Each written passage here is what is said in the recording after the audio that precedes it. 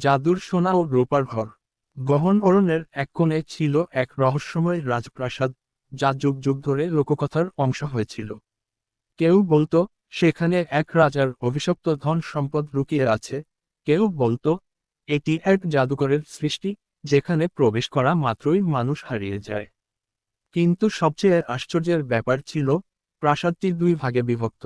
একদিকে ছিল সোনার ঘর, অন্যদিকে রূপার ঘর। সোনার ঘর ছিল খাঁটি সোনায় মোড়ানো। দেয়াল, জানালা, মেঝে, সবকিছু এত উজ্জ্বল যে সূর্যের আলো পড়লেই পুরো বন আলোকিত হয়ে যেত। দূর থেকে দেখলে মনে হতো যেন একটা ছোট্ট সূর্য অরণ্যের মাঝে লুকিয়ে আছে।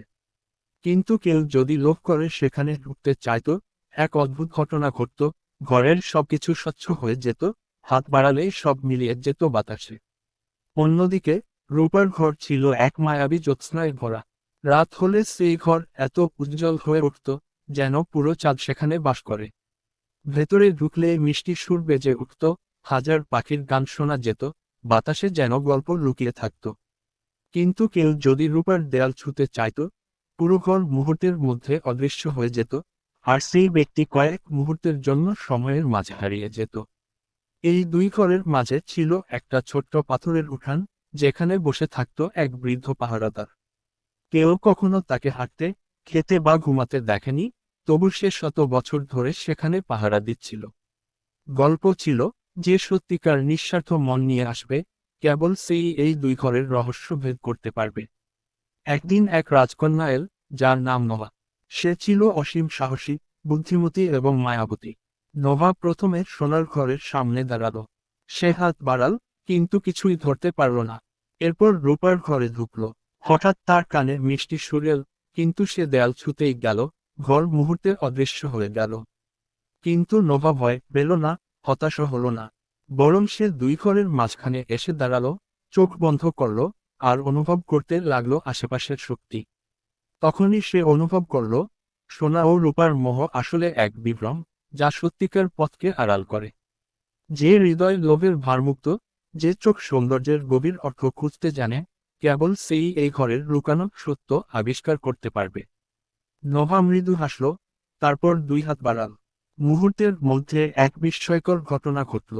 হঠাৎই চারপাশের বাতাস ভারী হয়ে উঠল, যেন অদৃশ্য কোনো শক্তি সেখানে উপস্থিত। সোনার ঘর থেকে ঝলমলে আলো বেরিয়ে এলো, আর রূপার ঘর থেকে এক রহস্যময় নীলাভ ধোঁয়া।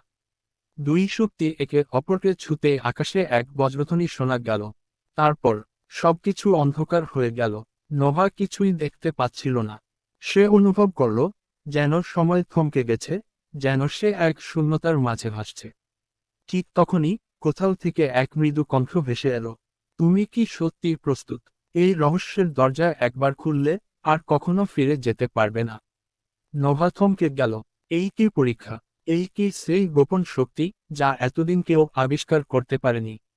সে গভীর শ্বাস নিল, সাহসী চোখের সামনে তাকালো, এবং বলল, আমি প্রস্তুত।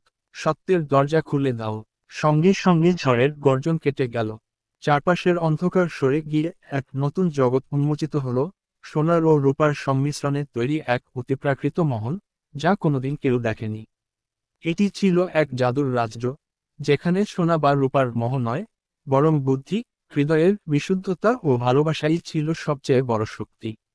সেই দিন থেকে এই প্রাসাদ আর কাউকে ফাঁকি দেয়নি। এখন সেখানে যেয়ে আসতো, সে লোভের বদলে শিক্ষা নিয়ে যেত। আসল আলো ও সৌন্দর্য কেবল তাদের কাছেই ধরা দেয়, যারা সত্যিকার ভালোবাসতে জানে।